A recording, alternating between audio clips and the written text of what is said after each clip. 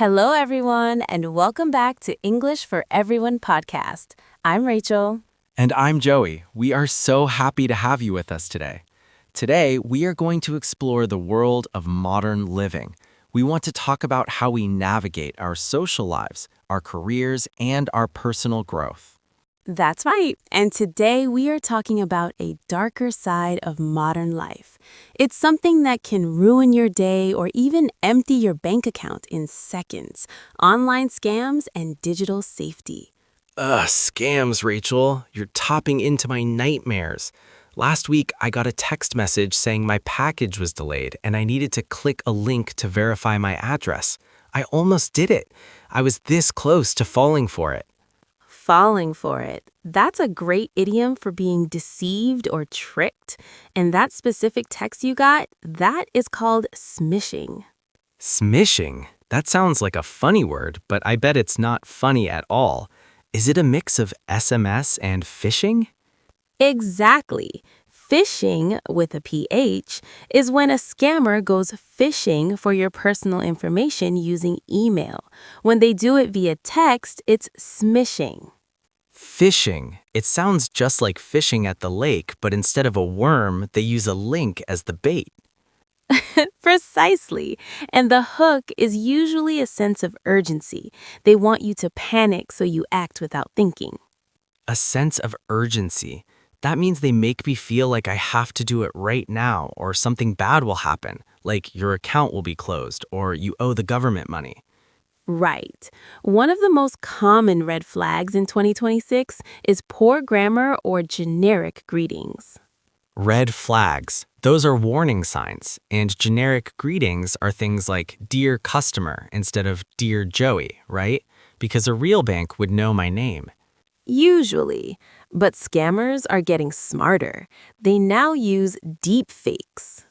Deep fakes. I've seen those on social media. That's when they use artificial intelligence to make a video or clone a voice so it looks and sounds like someone you know. It's terrifying. Imagine getting a phone call from your boss asking you to transfer money to a new vendor, but it's actually a computer-generated voice. Cloning a voice. How am I supposed to stay safe if I can't even trust my own ears, Rachel? I feel like I'm living in a sci-fi movie. It does feel that way, but the solution is two-factor authentication, or 2FA. Two-factor authentication. I have that on my email. It's when I enter my password and then the app sends a code to my phone to confirm it's me. It's your first line of defense. Even if a hacker gets your password, they can't get in without that special code. First line of defense. That's a military term we use for the most important protection. Okay, I'm feeling a bit better. What about public Wi-Fi? Can I check my bank balance at the coffee shop? Never. Public Wi-Fi is like talking in a crowded room. Anyone can eavesdrop on your data. You should use a VPN. Eavesdrop. That's a fancy word for secretly listening to a private conversation, and VPN stands for Virtual Private Network, right? It encrypts my internet connection. Encrypts. That means it scrambles the data so it looks like gibberish to anyone trying to steal it. Okay, Rachel, give it to me straight. If I accidentally click a suspicious link and realize my mistake 5 seconds later, what is the first thing I should do? Should I throw my computer out the window? Please don't throw it out the window, Joey. The first thing you should do is disconnect from the internet. Turn off the Wi-Fi immediately to stop the malware from sending your data to the scammer. Disconnecting. That cuts the cord between me and the attacker. And malware is short for malicious software, right? Like a virus? Exactly. Then change your passwords from a different, safe device and notify your bank. Don't wait for a sign. Be proactive. Don't wait for a sign. That means don't wait for something bad to happen before you take action. I'm going to be a digital ninja. I like the ninja attitude, but even ninjas need to be careful with social engineering. Social engineering. That sounds like a college class. What does it mean in plain English? It's when a scammer uses psychology to manipulate you. They might pretend to be a technician from Microsoft or a friend in trouble. They play on your emotions. Playing on my emotions, like fear, curiosity, or greed. I guess if something sounds too good to be true, it probably is. That is the golden rule of the internet, Joey. If a stranger offers you a free iPhone or millions of dollars, it's a scam, period. Scam, period. That means no more discussion. I'm going to be a skeptic from now on. A skeptic. That's someone who doubts things until they have proof. It's a healthy way to navigate the web in 2026. Well, Rachel, I think we've built a wall of digital safety for our listeners today. I hope so.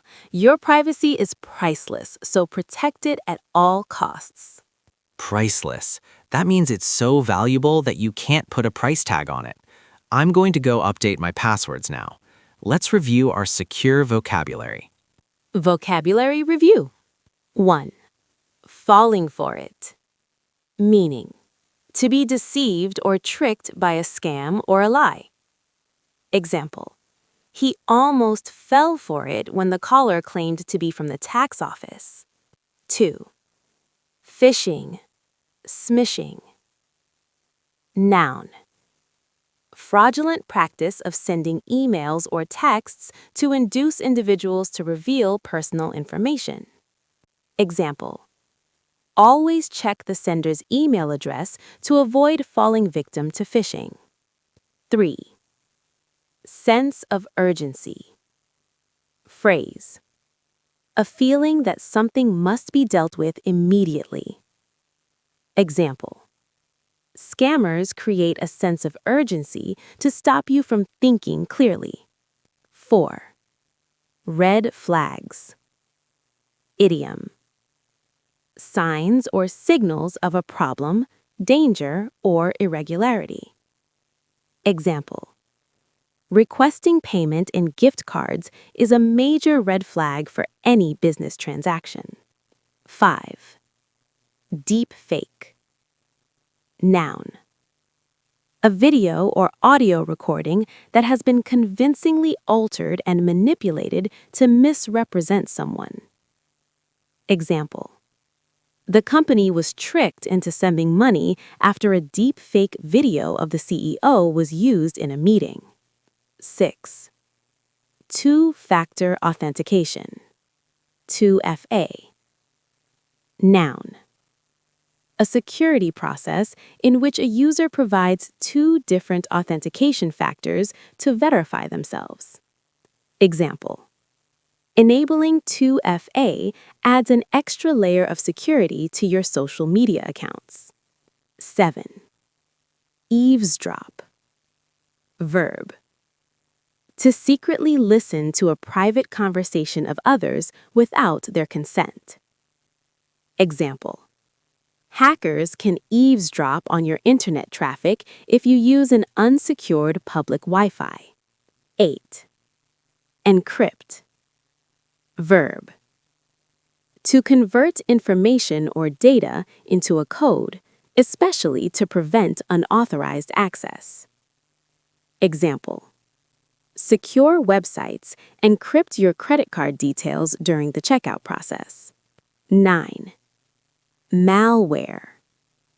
Noun: software specifically designed to disrupt, damage, or gain unauthorized access to a computer system. Example: never download attachments from strangers as they might contain malware. 10. Plain English. Idiom: clear, direct language that is easy for everyone to understand without technical jargon. Example: can you explain the contract in plain English so I know what I'm signing? 11. Social engineering. Noun: the use of deception to manipulate individuals into divulging confidential or personal information. Example: Social engineering is often more effective than hacking because it exploits human psychology. 12. Priceless. Adjective. Having a value beyond any price, extremely precious or valuable. Example. The information on that hard drive is priceless, so please make sure it's backed up. Use this bridge to explore the world. We are always here to help you. Don't forget to check our community tab. We have a poll waiting for you. Until next time, keep practicing and stay positive. Bye-bye.